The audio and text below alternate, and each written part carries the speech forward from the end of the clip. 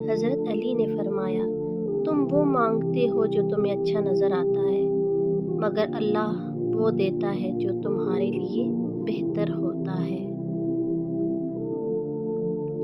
جب لوگ تمہیں تکلیف میں اکیلا چھوڑ دیں تو جان لو کہ اللہ تعالیٰ تمہارے کام کا ذمہ خود لینا چاہتا ہے۔ سب سے بڑا جاہل وہ ہے جو ایک پتھر سے 2 دفعہ ٹھوکر کھائے۔ زندگی میں آگے بڑھنا ہے تو بہرے ہو جاؤ، کیونکہ بعض لوگوں کی باتیں مایوسی میں اضافہ کر دیتی ہیں۔ لوگوں سے ڈرنا چھوڑ دو، کیونکہ رزق اور عزت کسی کے ہاتھ میں نہیں، اللہ جسے چاہے بے حساب دیتا ہے۔